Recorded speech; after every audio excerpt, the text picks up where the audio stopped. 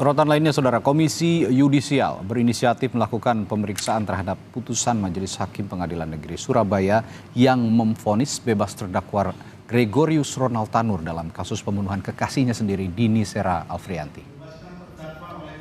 Dalam amar putusannya, hakim menilai anak anggota DPR Edward Tanur itu tidak terbukti membunuh ataupun menganiaya korban hingga tewas. Padahal jaksa penuntut umum sebelumnya menuntut Ronald dihukum 12 tahun penjara. Komisi Yudisial juga meminta masyarakat dan media bisa ikut melaporkan bukti-bukti pendukung agar kasus vonis bebas Ronald bisa ditindaklanjuti sesuai prosedur. Komisi Yudisial akan membentuk tim investigasi untuk memeriksa dugaan pelanggaran etik atau pedoman perilaku hakim terhadap putusan bebas Ronald Tanur. Namun karena belum ada laporan ke Komisi Yudisial, sedangkan putusan ini menimbulkan perhatian publik, maka Komisi Yudisial mengambil inisiatif.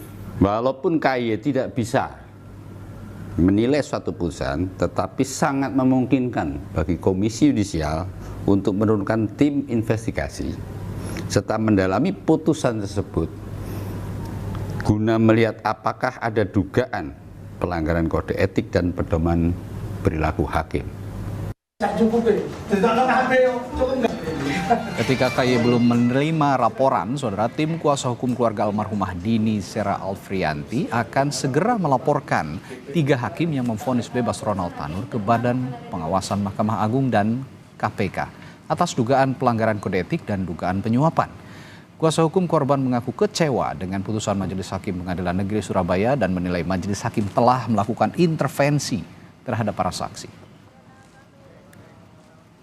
Kami akan melaporkan 3 majelis hakim ini kepada Badan Pengawasan Mahkamah Agung dan Komisi Yudisial. Kami ingin KPK juga melakukan investigasi pengawasan terhadap majelis hakim ini.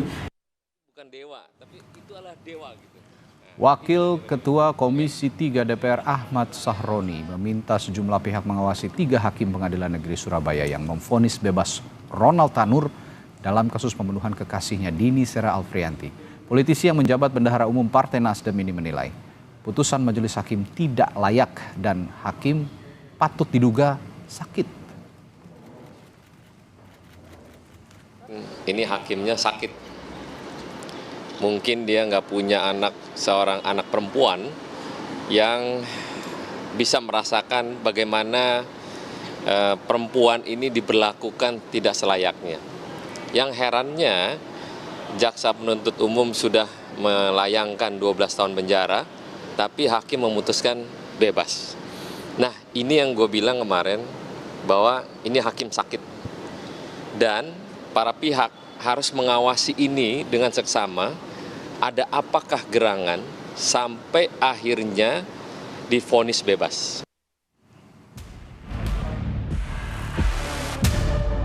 Membebaskan terdakwa oleh karena itu dari seluruh dakwaan penuntut umum.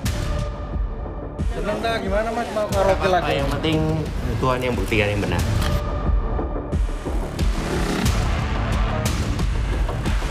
Kejaksaan Negeri Surabaya memastikan akan mengajukan kasasi terkait vonis bebas Ronald Tanur dalam kasus pembunuhan Dini Sera Alfrianti. Kami menyatakan kasasi terhadap tersangka Gregorius Ronald Tanur dan kami saat ini nunggu putusan pengadilan secara lengkap. Dari situlah nanti kami kumpas, kami buatkan memori kasasi dan selanjutnya kami akan ajukan ke pengadilan memori tersebut.